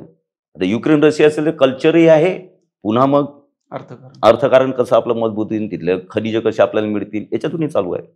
आणि म्हणून या देशामध्ये सुद्धा आपली संस्कृती टिकली पाहिजे, त्यासाठी सगळ्यांनी प्रयत्न करायचे असतात. त्यामुळे हिंदू मुसलमान करण्याचा कुठं वाद येत नाही. आदिवासींच्या बाबतीत तुम्ही तो उल्लेख केला होता की तिथं धर्मांतराचा प्रयत्न केला जातोय. नाही, म्हणून मी पुढे सांगणार होतो की धर्मांतरण. आता याचा बेस काय येतो की जेव्हा 2-3 गोष्टी असतात ह्या तणावाच्या, जे आता हे सांगितलं इंटरनॅशनल स्तरावर सुद्धा, नॅशनल स्तरावर सुद्धा, महाराष्ट्र आणि गावात पण 2-3च गोष्टी आहेत ज्या तणाव निर्माण करतात लोकांमध्ये. एक धर्मांतरण. कारण जे गरीब लोकांचं धर्मांतरण केलं जातं, मग ते दलित असतील, हिंदू असतील, जे गरीब आहेत आदिवासी असतील, त्यांना ख्रिश्चन बनवलं जातं, मुस्लिम बनवलं जातं, काही आमिषा दिल्या जातात, त्याप्रमाणे तो अनरेस्ट हिंदू समाजामध्ये, दलित समाजामध्ये, बाकीच्या समाजात होणारच आहे. आणि आता जागृत पिढी आहे, आता सध्या जगाचं राजकारण समजणारे मुलं आहेत आता. त्यामुळे त्यांच्या डोक्यामध्ये की असं चाललं तर आपल्या संस्कृतीचं कसं होईल, त्यामुळे तो अनरेस्ट वाढतो. तो अनरेस्ट जर वाढायचा नसेल, दोघांमध्ये भांडणं, 2 धर्मांमध्ये, 2 समूहांमध्ये भांडणं जर होऊ द्यायचे नसतील तर धर्मांतरण कुठेतरी थांबलं पाहिजे, हा त्यामागचा उद्देश आहे. दुसरं तुम्ही आता जर पाहिलं हे तेळ निर्माण करण्यात, तर ते मुलींवर होतं. आता तुम्ही त्याला म्हणाल की लव जिहाद का वापरला, आता जिहाद हा शब्द सोडून द्या, पण तो मुलींवरून सगळ्यात जास्त तणाव या देशामध्ये चालतात. कारण या समूहाची, या धर्माची त्या मुलीला हे केल्यानंतर मग झाला तिथं तणाव चालू, झाले दंगे चालू. आंतरधर्मीय विवाह नाही झाले तर या गोष्टीला कुठेतरी सामंजस्यानं सगळ्या धर्माच्या लोकांनी त्याला आळा घातला पाहिजे. धर्मांतरामध्ये विचार केला पाहिजे की या संस्कृतीशी साधर्म्य आपण ठेवलं पाहिजे. का आपण दुसऱ्या धर्माचा वाढवण्याचा प्रयत्न करतो? काही आवश्यकता नाहीये. तुम्ही जर भारतीय आहे आणि या देशामध्ये राहिल्याने सगळेच लोक हिंदू आहेत, नंतर कन्व्हर्जन झालेलं आहे, नंतर धर्मांतरण झालेलं आहे. हे काय धर्मांतर आताच आहे का? आणि मग आपण त्या अरबमधले जे तिकडून आले मुघलन ते सगळे तिकडून, त्यांनी इकडे धर्मांतरण केलं आणि त्यांच्यापेक्षा बी कट्टर आणि कडवं आपण बनायचं कशासाठी? ते लोक तरी तेवढी इज्जत देतात का? सौदी अरेबियामध्ये गेल्यानंतर, बाहेरच्या देशामध्ये गेल्यानंतर आपल्या मुस्लिम लोकांना ते तेवढी इज्जत देतात? नाही देत. ते म्हणतात ते काफिर आहे, हे तर धर्मांतरित आहेत. त्यामुळे पाहण्याची नजर हे पूर्ण जगामध्ये वेगळी असते. आपल्या देशातल्या मुस्लिमांबद्दल, पाकिस्तानमधल्या मुस्लिमांबद्दल, हा मुस्लिम समाजाने धर्मगुरूंनी सुद्धा विचार करण्यासारखा मुद्दा आहे की आपण या भारतीय संस्कृतीमध्ये वाढलेला आहे. आपल्या पिढ्यानपिढ्या भारतीय, ते तुम्ही हिंदू सोडून द्या, पण भारतीय संस्कृतीमध्ये तुम्ही पुढे गेलेला ना. त्यामुळे भारतीय संस्कृतीची आपली नाड व्यवस्थित राहिली पाहिजे. एवढं जरी सगळ्या समाजानं, सगळ्या धर्मांनी शिकलं तर कोणतंही या देशामध्ये प्रॉब्लेम येणार नाही. पण तरी पण भाजपवर हा प्रामुख्याने आरोप होतो. आता तुम्ही जो मांडताय की धर्मांतराचा विषय हा महत्वाचा आहे, पण बाकीच्या प्रश्नांना बगल देण्यासाठी, शेतकऱ्यांच्या प्रश्नाला बगल देण्यासाठी, रोजगाराच्या प्रश्नाला बगल देण्यासाठी हा धर्माचा मुद्दा पुढे आणला जातो, असा भाजपवर आरोप होतो. आता एक बघा, आपलं इस्रायल आणि पॅलेस्टाईनचं युद्ध चालू आहे, युक्रेन आणि रशियाचं युद्ध चालू आहे. देशच नाही वाचला, संस्कृतीच नाही वाचली तर कुठून तुमचा शेतकरी वाचेल, कुठून काय वाचणार आहे? सगळ्यात पहिलं तर तुम्हाला देश वाचला पाहिजे, तुमची संस्कृती वाचली पाहिजे. ते जर मजबूत असलं त्या गोष्टी आपोआप होतील. तेच नाही वाचलं, आता हे यहुदी त्याचं कल्चर आणि त्यांचा देश यासाठी युद्ध करतात, पॅलेस्टाईन त्यांचा देश आणि त्यांच्या कल्चरसाठी युद्ध करून राहिले. सगळ्यात मेन प्रश्न त्यांच्यासमोर कोणता आहे आता? तोच आहे ना, संस्कृती टिकवणे आणि देश टिकवणे. हेच जर वेळ भारतावर आली तर मग त्यासाठी पहिले तर तो विचार करावाच लागेल लार्ज स्केलमध्ये की देश आणि संस्कृती ही टिकली पाहिजे. आणि बाकीचे विषय तो अनुषंगिक येतातच. ते रोजच्या याच्यामध्ये आपण प्रत्येक समस्येला शेतकरी, कामगार, सगळ्या महिला वर्ग असेल यांना न्याय देण्याचा प्रयत्न, असं म्हणणं की भाजपच देते. ज्यावेळी काँग्रेस त्यांनी त्या पद्धतीने देण्याचा प्रयत्न केला. आम्ही वेगळ्या अजून जास्त प्रमाणात देण्याचा प्रयत्न करतोय. पण तू देश आणि संस्कृती याचा विसर पडता कामा नये, नाही तर युद्ध त्याच्यावरून होत आहेत ना. म्हणून देश प्रथम बाकी नंतर. नागपूरमध्ये नुकतंच शेतकऱ्यांचं आंदोलन झालं, कर्जमाफीची मागणी घेतली. लांबची तारीख नाही का दिली सरकारने? सरकार का टाळाटाळ करते? कर्जमाफी द्यायची आहे का नाही सरकारला? हे बघा, देवेंद्रजींनी आणि अजितदादा आणि शिंदेजींनी ऑलरेडी सांगितले आम्ही कर्जमाफी देतोय, आम्ही देऊ. पण काय असते की असं तर सांगितलं नव्हतं की येत्यावर एका दिवसात देऊ, पहिल्या वीकमध्ये देऊ. कारण काही प्लॅन्स असतात. जेव्हा आपण घोषणा करतो, जेव्हा आपण त्या कमिटमेंट करतो तर काहीतरी डोक्यामध्ये विचार करून करत असतो, प्लॅनिंग करत असतो आपण की केव्हा काय करायचं, कधी काय बर्डन येणार आहे. आमची पहिली कमिटमेंट जी इलेक्शनच्या पूर्वीच आम्ही सुरुवात केली होती लाडली बहिणीची, आणि त्यामुळे ती कमिटमेंट, बाकीच्या योजना, आणि मग कर्जमाफी होईल. मग जसं अर्थामध्ये किंवा शेवटी महाराष्ट्र चालवत असताना तुम्हाला पैसे लागतो ना, त्यामुळे योग्य वेळी ते करणारच होतो आपण. तो काही मोठा विषय नाही आहे. कर्जमाफी हा निश्चितपणे होणार होती. पण तू ठीक आहे, आंदोलनं चालू आहेत, आता ही तारीख कुठे लेट झाली? आता जूनपर्यंत आपल्याला त्याच्यावर सगळा निर्णय करायचा आहे. त्यामुळे जूनपर्यंत निर्णय होईलच. परंतु या वर्षीची हे का लांबली अजूनही 1 वर्ष आता या वर्षामध्ये? त्याच्या पहिले सुद्धा होऊ शकली असती. पण या वर्षी अतिवृष्टीमुळे अतिशय नुकसान शेतकऱ्यांचं झालं. आता अतिशय मोठं नुकसान झाल्यानंतर पहिली तर त्याला तात्काळ मदत देणे आवश्यक आहे. कर्जमाफी केली तर काय होणार होतं? ते सगळे बँकेमध्ये जमा होतात, त्यांच्या थकीत त्याच्यामध्ये, त्यांच्या हातात 1 रुपया नसता आला. मग या अतिवृष्टीमध्ये इतकं मोठं नुकसान झालं, त्यांनी खायचं काय, प्यायचं काय, काय करायचं हा मोठा प्रश्न होता. पण त्याला आर्थिक डायरेक्ट मदत देणं आवश्यक होतं यावर्षी. तेवढ्यामुळे कर्जमाफी थोडी पुढे गेली आणि त्यांना आर्थिक आज मदत द्यायची, पुढे त्यांचं थकीत कर्ज माफ करायचं, म्हणजे तो कमीत कमी व्यवस्थित त्याच्या स्थितीमध्ये येईल. नाही तर पहिले कर्जमाफी केली असती आणि एवढं मोठं हे भयंकर त्यांना आर्थिक मदत. कर्जमाफीचा तोच आहे, कर्जमाफी तर बँकेचेच पैसे जमावणार आहे ना, शेतकऱ्याला स्वतः वापरायला मिळणार नाही आहेत. पण कर्जमाफी झाली तर नवीन कर्ज पण उभारता येईल, त्यातनं पण पण हातभार लागू शकतो. आजची परिस्थिती ही होती की आज तर त्यांना नगदी त्यांच्या हातात काहीतरी पाहिजे ना. रब्बीची तुम्हाला पेरणी करायची आहे, घर चालवायचं आहे, एवढं मोठं नुकसान झालेलं आहे. आज तर त्यांना नगदी त्यांच्या हातात काहीतरी पैसे पाहिजे होते. दिवाळी अगोदर दिवाळी गोड करू असे राज्याचे मुख्यमंत्री म्हणलेले. Yes. सगळी मदत पोहोचली का, शेतकऱ्यापर्यंत पोहोचते का, तुमच्या मतदारसंघातल्या शेतकऱ्यांपर्यंत गेली हे बघा, कोणती मदत दिवाळीपूर्वी गोड करू. आता एवढा मोठी रक्कम आणि एवढा मोठा कंटेम जो आहे पूर्ण महाराष्ट्र शेतकऱ्यांचा, तरी बऱ्यापैकी मोठ्या प्रमाणामध्ये मदत आज खात्यामध्ये पोहोचलेली आहे. काही त्रुट्या असतात, काही केवायसीचे असतात, काही बीकेचे असतात, ऑनलाईनचे काही प्रॉब्लेम होतात. त्यामुळे काही हे आता चालूच आहे, म्हणजे असे थांबली कोणतीच नाही. आणि मला विश्वास आहे की लवकरात लवकर पूर्ण पैसे जे आहेत शेतकऱ्यांच्या खात्यात पोहोचणार आहेत. राज्यातल्या शेतकऱ्यांच्या प्रश्नावर तर आपण बोलतोच आहे, पण सोबतच कायदा सुव्यवस्थेचा पण प्रश्न महाराष्ट्रभर गंभीर झालेला आहे. या विधानसभेनंतरच बीडमध्ये संतोष देशमुख हत्या प्रकरण झालं, किंवा आत्ता पण फलटणमधलं जे प्रकरण चालू आहे आत्महत्येचा विषय, पुण्यामध्ये मागच्या काळात जो काही गुन्हेगारी टोळ आहे हे सगळं वाढले. मागच्या 15 वर्षामध्ये जवळपास 11 वर्ष 12 वर्ष तरी गृहमंत्री म्हणून देवेंद्र फडणवीस मुख्यमंत्री असताना त्याला राहिलेले. तर पुन्हा एकदा त्यांच्या गृहमंत्री पदावर कार्यभारावर प्रश्नचिन्ह उपस्थित होतोय. कायदा सुव्यवस्था बिघडली आहे राज्यातली असं वाटतं का? हे बघा की माननीय गृहमंत्री जे आता मुख्यमंत्री सुद्धा आहेत, तुम्ही कोणत्याही प्रकरणामध्ये पहा महाराष्ट्रातले जे घडले, आता न घडाव येण्यासाठी खूप लोकांच्या मानसिकतेमध्ये बदल करावा लागेल, बरं. प्रबोधन करावं लागेल. कारण बलात्कार असतील, हे असतील, गुंडागर्दी असेल, कोयता गँग वगैरे जे तुम्ही म्हणताय, तर पहिले तर मानसिकता बदल आणि ते प्रबोधन करणे हे इतक्या लवकर सहज शक्य नाही. परंतु जिथं त्या प्रकरणं घडले त्यानंतर लगेच कारवाई करणे, मग तो आपला असो की दुसरा असो, कोणाला बेअर करायचं नाही, हे देवेंद्रजींचं सरळ सरळ धोरण आहे. म्हणजे एखादं मी जरी असलो तरी मला ते वाचवणार नाही, हे मला माहिती आहे. त्यामुळे तुम्ही प्रत्येक प्रकरणात संतोष देशमुख यांच्या अतिशय दुर्दैवी हत्या झाली, पण त्या प्रकरणामध्ये अतिशय गांभीर्यानं देवेंद्रजींनी त्याच्यामध्ये सगळे वकील नेमण्यापासून तर सगळ्या गोष्टी ज्या आहेत, याचं टीम नेमण्यापासून गुन्हेगार पकडण्यापासून सगळं व्यवस्थित जे कायद्याला अपेक्षित आहे ते सगळं केलेलं आहे. आमची बहीण ती आता संपदा मुंडे, तिची आत्महत्या की हत्या आता जो काय तपासामध्ये चालू आहे, पण त्यावेळी अतिशय संवेदनशीलतेनं आरोपी पकडले गेलेत. आता शेवटी आरोपी पकडल्यानंतर चार्जशीटवर शेवटी कोर्टामध्ये जाणार, कोर्टामध्ये ते आर्ग्युमेंट चालेल. पण जे काम असतं की एखादी घटना घडल्यानंतर त्या आरोपींना पकडणे आणि त्याच्यावर गुन्हे दाखल करून त्याला कोठडीमध्ये टाकणे, हे काम अतिशय गतिमानतेनं महाराष्ट्रामध्ये चालू आहे. त्यामुळे आणि तुम्ही आकडेवारीवर गेले ना, आता आकडेवारी तर इथं काय विधानसभेत आकडेवारी तर डोकं दुखते आमचं आकडेवारी ऐकून आणि सांगून, तेच ते असते.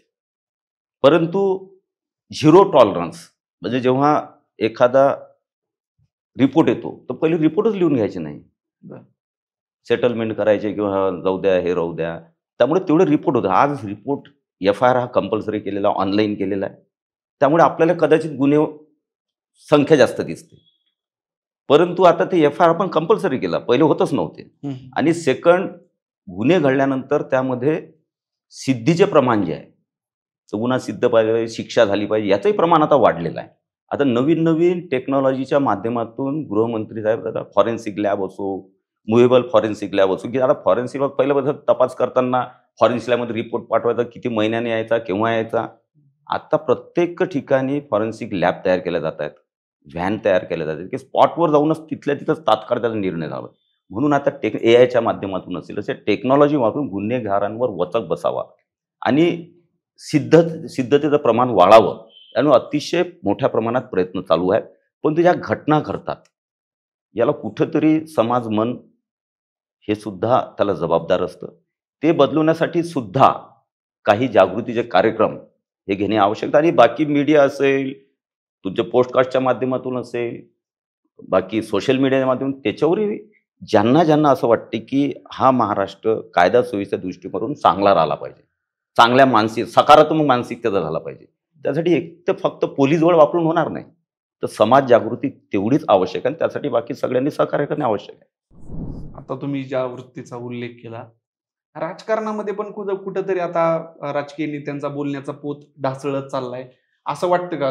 विरोधातले असू द्या किंवा सरकारमधले सुद्धा मंत्री जशा पद्धतीने बोलताना जशा पद्धतीचं वाक्य वापरतात, शब्द वापरतात, हे कुठंतरी महाराष्ट्राच्या संस्कृतीला, राजकारणाला गालबोट लावणार आहे असं वाटत नाही का?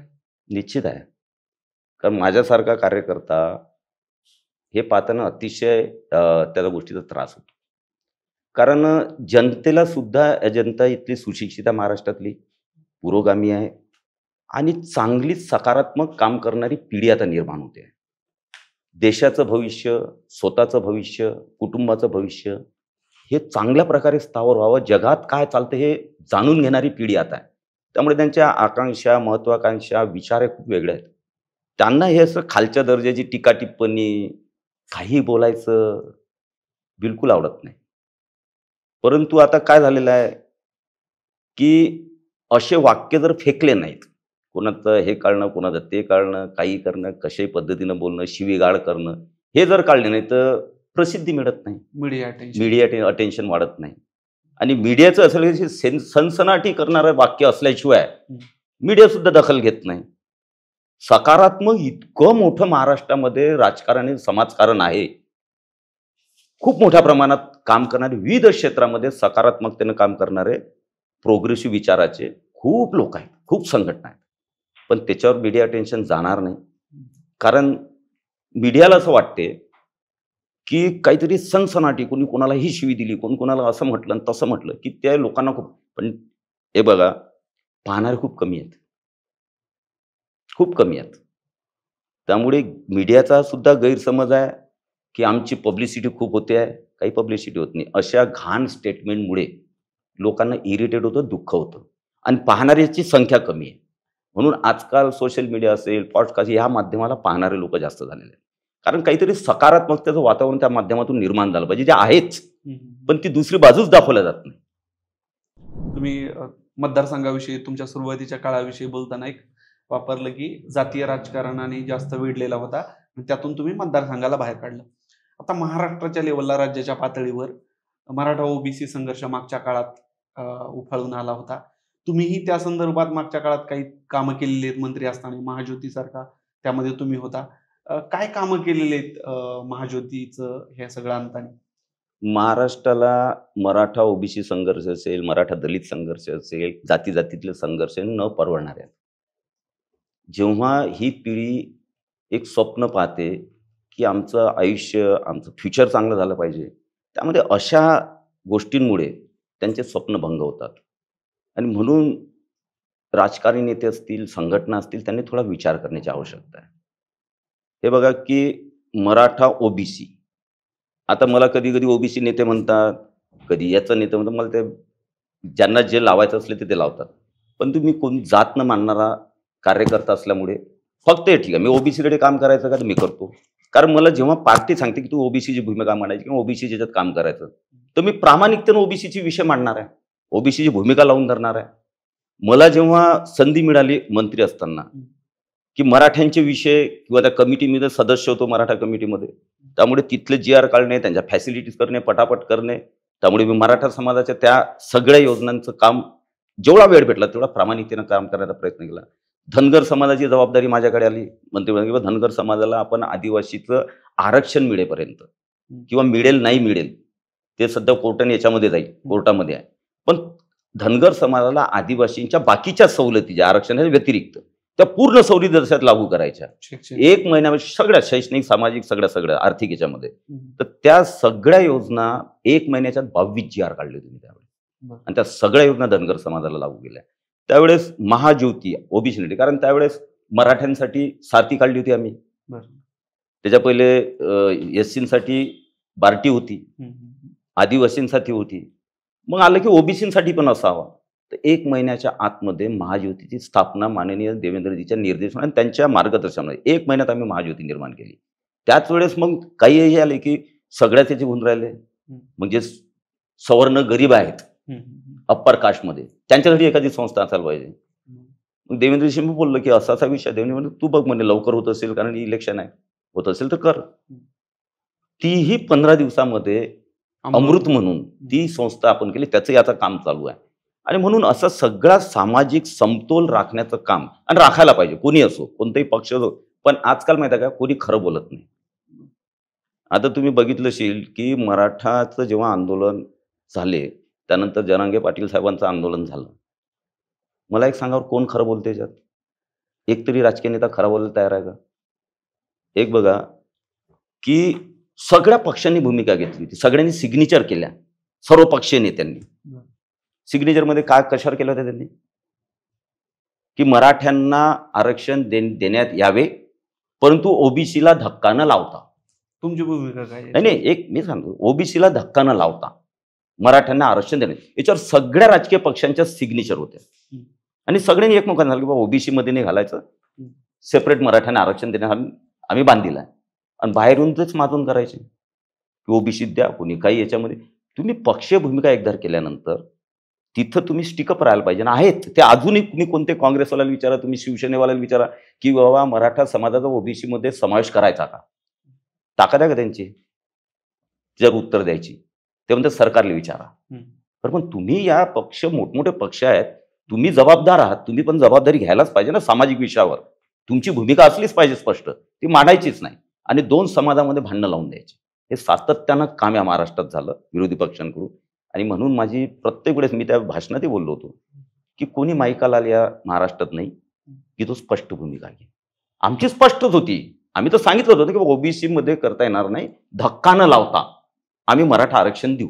पहिले दिलं होतं देवेंद्रजींनी, ते हायकोर्टापर्यंत आम्ही टिकवलं. उद्धव ठाकरे साहेब आले, सुप्रीम कोर्टामध्ये लक्षच दिलं नाही, ते निघून गेलं आरक्षण. ओबीसी आरक्षण आम्ही व्यवस्थित टिकवलेलं होतं, हे आले, ओबीसी आरक्षण पूर्ण नष्टच करून टाकलं. त्यानंतर देवेंद्रजी पुन्हा आल्यानंतर 15 दिवसामध्ये ओबीसी आरक्षण आम्ही रिइस्टेट करून आणलं. म्हणून एक समाजाचं भान हे प्रत्येकानं ठेवायला पाहिजे आणि समाजामध्ये कुठेही विषय जाऊ नये, चिघडू नये, याची दक्षता घ्यायला पाहिजे. पण आता भाजप परत एकदा सांगतं की आमचा डीएनएच ओबीसी आहे. भाजपचं स्पष्ट मत आहे, मुख्यमंत्री पण त्याबद्दल बोलले. पण मग अशा वेळी आता भाजप दोन्ही डगरीवर हात ठेवत आहे असं वाटतंय का? कारण एका वेळीच मराठा नेते म्हणून पण भाजपचेच येणार, ओबीसी नेते म्हणून पण भाजपचेच येणार, विरोधकांना स्पेसच नाही द्यायचा असं त्यातमध्ये येतोय. नाही, हे बघा, विरोधकांना स्पेस न दिल्यापेक्षा हे जनतेनं ठरवायचं असतं ना. जो प्रामाणिकतेनं काम करेल तो मराठा समाजही त्यांच्याकडे चांगल्या दृष्टिकोनातून पाहिल आणि ओबीसी समाजही पाहिल. पण पहिल्यापासून ओबीसी समाज हा जास्त मोठ्या प्रमाणामध्ये भाजपमध्ये काम करते आहे, पण मराठा समाज करतच नाही असं नाही आहे. मराठा समाजही काम करते आहे. आमचा तर फोकस हाच राहणार की मराठा पण आमच्याकडे पूर्ण प्रकारे आले पाहिजे, ओबीसी आमच्याकडे समर्थन असलं पाहिजे आणि एक चांगलं वातावरण महाराष्ट्रात होऊन विकासाची नवीन दिशा आम्ही उघडली पाहिजे, हेच आमचं स्वप्न आहे. ह्या सगळ्या प्रश्नांच्या मुळाशी कुठंतरी शेतकऱ्याच्या हातात पैसे नाहीये, शेतकरी कंगाल व्हायला लागलाय, त्यातूनच हे बाकीचे प्रश्न उद्भवतात हे प्रामुख्याने दिसतंय. कारण ही सगळी जी आंदोलन आहेत, शेतकऱ्यांचं आंदोलन आता नागपुरामध्ये सुरू झालं, त्याच्या अगोदर जे मराठा आरक्षणाचा जो लढा आहे तो बीडमधनं म्हणजे मराठवाड्यातून सुरू झाला. तर इथले जे सामाजिक प्रश्न आहे, इथल्या ज्या रोजगाराच्या संधी कमी आहेत, विशेष करून मला तुमच्याशी बोलताना बुलढाण्याच्या संदर्भाने बोलायचे की इथला तरुण आता पुण्या मुंबईला कामासाठी येतोय. तुम्ही पश्चिम विदर्भामध्ये मोठ्या प्रमाणात काम केलेले, तर ह्याच्यासाठी काय उपाययोजना करता? कारण महाराष्ट्राचे मुख्यमंत्री सुद्धा आता विदर्भाचे आहेत. तर हा जो लोंढा आहे, कारण अगोदर पण स्थलांतरित होत होते, पण आता त्याचा वेग वाढलेला आहे. शेतकऱ्यांच्या मुलाला विदर्भात अशी परिस्थिती की पोरगी द्यायला कोण नको म्हणताय. हा प्रश्न अधिक गंभीर होत चाललाय. त्यावेळेस याच्यावर काय उपाययोजना आपण करताय? एक बघा की शेतकऱ्याच्या बाबतीत तुम्ही बोलले ना, तर इतक्या विविध योजनांच्या माध्यमातून आणि नैसर्गिक आपत्ती, पीक विमा, बाकी असंख्य योजना आहेत. आज तुम्ही जर गेले ना, 2 ऑक्टोबरला जेव्हा हा दसरा झाला, ते दिवाळी आणि आत्ताही, म्हणजे कोणी अपेक्षित नव्हतं एवढे ट्रॅक्टर चालू आहेत लोकांना ग्रामीण भागामध्ये. ज्यांनी मागितलेलं ट्रॅक्टर मिळते, ज्यांनी मागितलेलं यंत्र मिळते. कारण देवेंद्रचं शासन जे आहे, मोदीजींचं शासन जे आहे, ते मॅक्झिमम गुंतवणूक करण्याकडे आता शेतीमध्ये. कारण शेतीमध्ये गुंतवणूक नाही झाली तर शेती हे नफ्यामध्ये येणार नाही. आणि म्हणून गुंतवणूक मोठ्या प्रमाणामध्ये आता चालू झालेली आहे. त्यामुळे आपण शेतीत आणि शेतकऱ्यांना मदत करण्याचे सातत्यानं प्रयत्न करतोय. दुसरा विषय जो तुम्ही विचारला की पश्चिम विदर्भ किंवा तिकडले मुलं इकडे मुंबई, पुणे, नागपूर वगैरे वगैरे भागामध्ये जावं लागतं. मला मान्यच आहे की पश्चिम विदर्भामध्ये पाहिजे त्याप्रमाणे औद्योगिक विकास अजून झालेला नाही.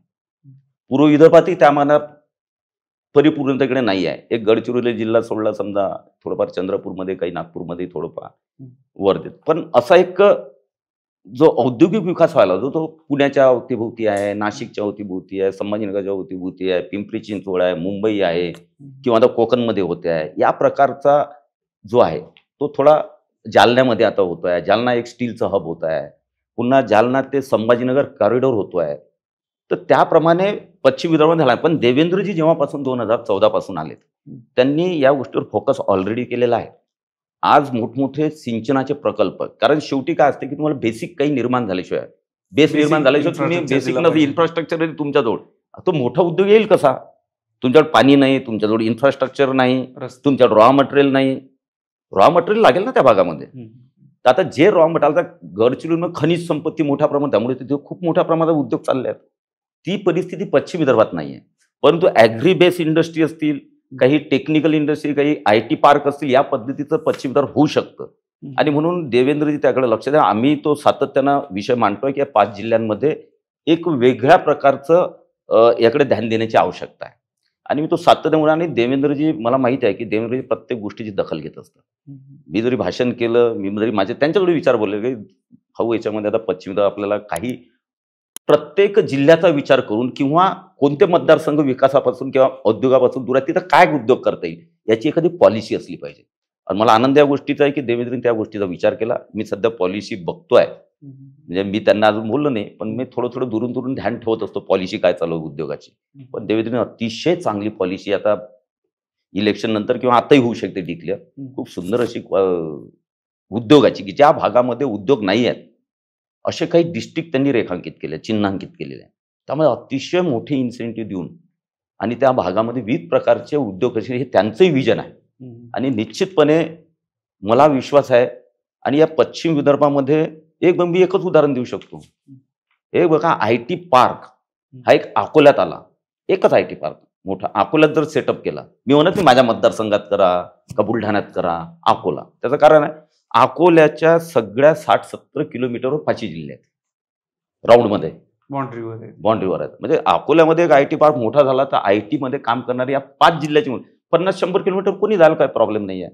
म्हणून अशा प्रकारचं व्हिजन निश्चितपणे पुढे येतो आहे आणि पूर्णत्वात गेलं अशी अपेक्षा. आणि देवेंद्रजी सोबत आमचं सातत्यानं असते आणि देवेंद्रजी निश्चितपणे कोणताही भाग अविकसित राहणार नाही, हेच त्यांचं. कारण त्यांच्या डोक्यामध्ये ते एकच आहे, 2047 47. आणि मोदीजींनी जे स्वप्न त्यापूर्वी आपण कसं पूर्ण करू शकतो लवकरात लवकर, त्यामुळे ते इतक्या धावपळीनं वेगवान पद्धतीनं काम करत आहेत. बाकीच्या रोजगाराच्या संधींसोबतच सामाजिक न्याय हा पण एक महत्वाचा मुद्दा राहतो.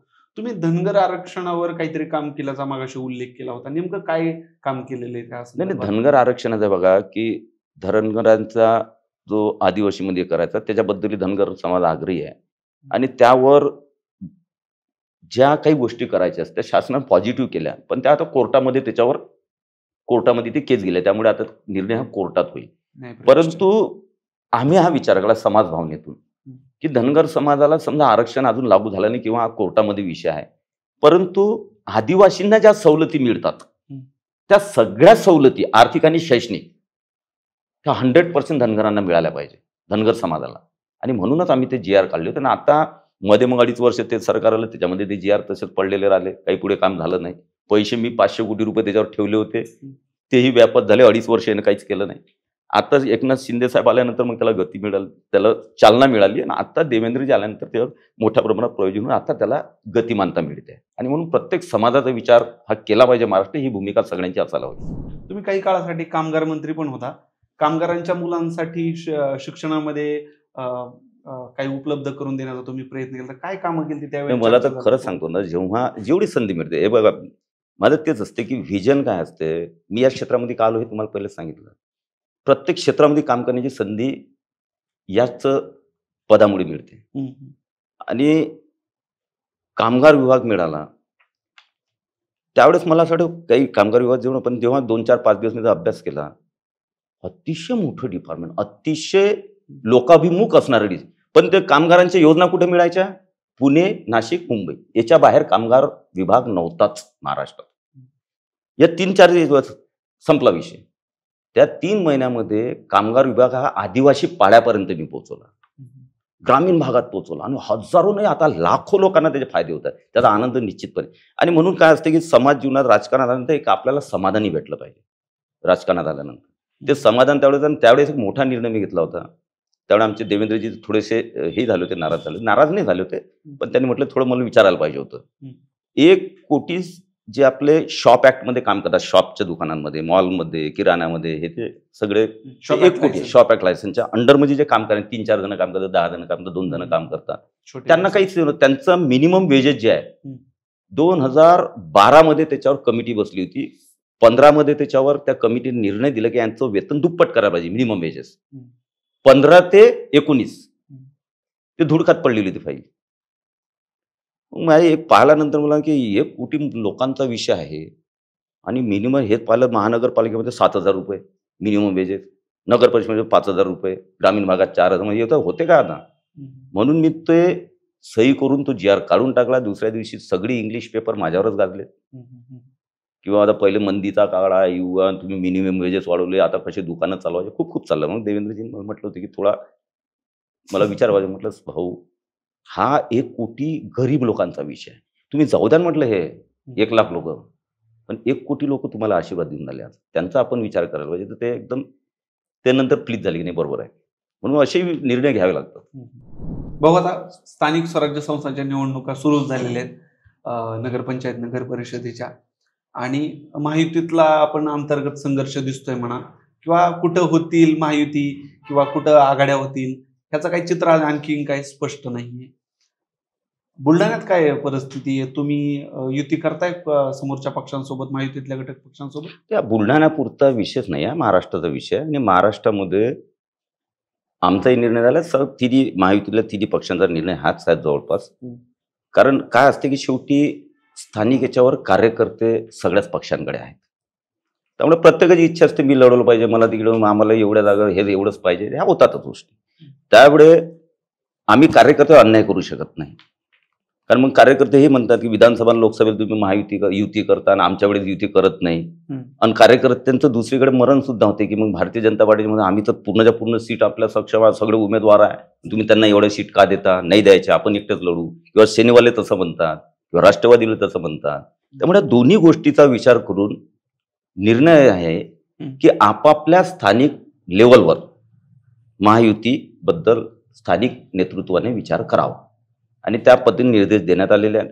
जिल्हा पातळीवर बसून त्यांनी त्या जिल्ह्याचे जे तिन्ही पक्षाचे नेते आहेत त्यांना कुठे युती करता येईल, एखाद्या नगर परिषदेमध्ये करता येईल, एखाद्या याच्यात नाही करता येईल, एखाद्या जिल्हा परिषद करता येईल, एखाद्या नाही करता येईल, कुठं काय, पण तिन्ही पक्षांना फायदा होईल, महायुती मजबूत राहील. कोणी एक दुसऱ्यावर टीका खालच्या याच्यामध्ये जाऊ नये, चांगल्या प्रकारे तिन्ही पक्षातलं कोऑर्डिनेशन राहील. कारण त्यानंतर आम्ही युती करणारच आहे. समजा एखादी ठिकाणी नाही झाली तर पोस्टपोल युती होणारच आहे, कारण महायुती घट्ट आहे. परंतु कार्यकर्त्याच्या भावना जाणून, म्हणून आम्ही हा कार्यकर्त्यांवर निर्णय सोडलेला तिथल्या स्थानिक याच्यावर, की तुम्हाला युती, तुम्हाला विधानसभा लोकसभेला आम्ही युती करतो, वरच्या लेवलवर तुम्हाला असं वाटतं यांच्यासाठीच करतात. आता तुम्हीच ठरवा की तुम्हाला युतीत लढायचं आहे का सेपरेट लढायचं आहे, ते तुम्ही ठरवा आणि त्याप्रमाणे स्थानिक पातळीवर निर्णय घ्या. कार्यकर्त्यांच्या या निवडणुका असतात, विशेष करून ग्रामीण भागात गावगाड्याशी संबंधित, थेट संबंधित या निवडणुका आहेत. तर कोणते मुद्दे घेऊन तुम्ही लोकांसमोर जाता त्यावेळेस? कारण कर्जमुक्ती झाली नाहीये, दुसरीकडे ओबीसी, मराठा हा जो एक प्रकारची दुपतीनच आहे समाजाची. एक तुम्हाला सांगू का, आरक्षण आणि हे विषय हे निवडणुकीमध्ये येत नाहीत. हा विषय स्थानिक पातळीवर असतो. तिथली डेव्हलपमेंट काय, पुन्हा तिथला चेहरा कोणता आहे, तो कशा प्रकारे पब्लिकमध्ये वावरतो, याच्यावरही असते. पक्षीय काम असते, पक्षीय विचारधारा असते, आणि पुन्हा डेव्हलपमेंट झाले. आता मागच्या 14 पासून मधले 2.5 वर्ष सोडले, त्या महाराष्ट्रात जो आमूलाग्र बदल झालेला आहे डेव्हलपमेंटमध्ये, म्हणजे केंद्र शासन असो का राज्य शासन असो, दोघांच्या माध्यमातून तो लोकांना दिसते आहे. आज तुम्ही कुठेही गेले ना, नॅशनल हायवे कुठं पाहिले होते आमच्या जिल्ह्यामध्ये? आज प्रत्येक तालुक्याला नॅशनल हायवे आहे. त्यामुळे लोक आज समजदार आहेत, लोक पाहत असतात. इरिगेशन किती वाढते आहे, तुमचे गावं कसे पुढे जात आहेत. आणि ग्रामीण भागाला काय असते, माझं गाव कसं आहे, माझ्या गावात रस्ते कसे होऊन राहिले, काय होऊन राहिलं, काय सुविधा तयार होत आहेत, पाण्याची व्यवस्था काय आहे, 14च्या पहिले काय परिस्थिती, आता काय परिस्थिती आहे, लोक बरोबर तुलना करत असतात. त्यामुळे ह्या स्थानिक याच्यावर निवडणूक होतात. त्यामुळे आरक्षण हे वगैरे विषय जे आहेत ना, ते मोठ्या प्रमाणात त्याच्यात काही अफेक्ट करत नाहीत, कारण प्रत्येक जण हा निवडणूक लढवत असतो. त्यामुळे ते नाते गोते सगळं सगळं सगळं जुळून येतेच तिथं. त्यामुळे विकास हा सगळ्यात मोठा मुद्दा तिथं असतो आणि विश्वास की आपण कोणाच्या हातात सत्ता द्यायची खालची. आता केंद्रामध्ये मोदीजींची सत्ता आहे, इथं देवेंद्रजींची सत्ता आहे, तर नॅचरली नगर परिषदमध्ये असेल, महानगरपालिका असेल, ग्रामीण भागात असेल, लोक विचार करणारे लोक आहेत आता की दोन सत्तेचा उपयोग आपल्याला कसा होईल. त्यामुळे वी आर डॅम शुअर की बीजेपी नंबर 1 स्थानिक स्वराज्य राहणार. स्थानिक स्वराज्य संस्थांच्या निवडणुकांविषयी पण आपण बोललो. शेवटाकडे आलोय तर एक प्रश्न राखून ठेवलेला आहे किंवा सारखा सारखा बरेच जण विचारतायत की प्रदेशाध्यक्ष पदाच्या रेसमध्ये तुमचं नाव नेहमी नेहमी आलं, पण तुम्ही आतापर्यंत तर काही प्रदेशाध्यक्ष झालेला नाही. एवढा प्रदीर्घ अनुभव, पक्षाशी एकनिष्ठ, तुमचं नाव प्रदेशाध्यक्ष पदापर्यंत का येत नाहीये? काय अंतर्गत राजकारण आहे का? लोकांची ही इच्छा पूर्ण का होत नाहीये?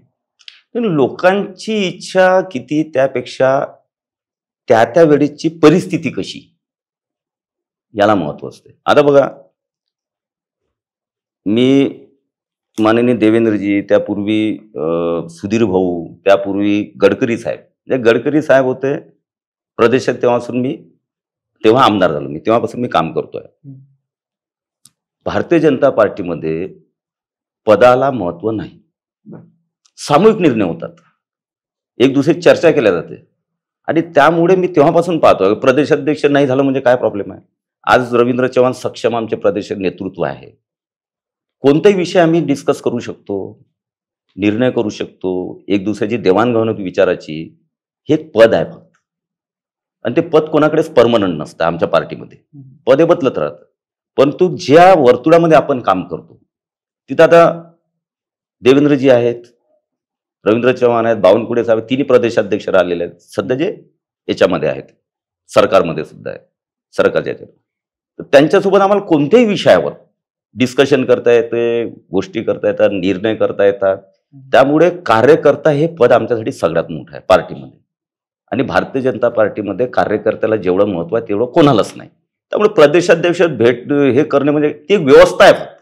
तर ठीक आहे, त्या व्यवस्थेच्यामुळे यावेळेस आता रवींद्र चव्हाण साहेब अतिशय सक्षम नेतृत्व आहे, एकदम खालून वर आलेलं नेतृत्व आहे, बूथ पासून लढत लढत लढत इथपर्यंत पोहोचलेला आहे. असे माझ्यासारखे हजारो आहेत, मी काही सिंगल नाही आहे, माझ्यासारखे हजार आहेत की ते प्रदेशाध्यक्ष बनू शकतात, किंवा त्यांची कॅपॅसिटी आहे, क्षमता आहे, ताकद आहे, व्हिजन आहे. किती बनणार आहेत? एकच बनणार आहे ना 3-3 वर्ष 6-6 वर्षानंतर. असे तर आमच्या पार्टीमध्ये हजारो आहेत की जे या कॅटेगरीमध्ये आहेत. त्यामुळे आम्ही त्याच्यावर विचारच करत नाही, आम्ही ध्येयाचा विचार करत असतो.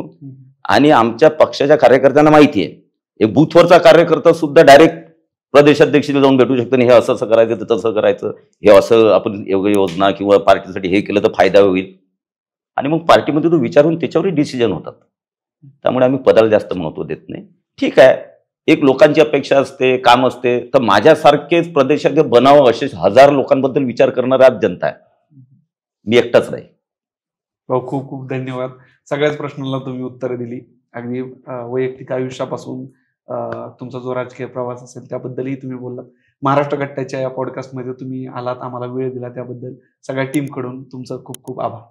सगळ्यांचा, महाराष्ट्र कट्टा टीमचा आणि सगळं हे पॉडकास्ट बघणाऱ्यांचा सगळ्यांचा मी आभार मानतो. थँक्यू.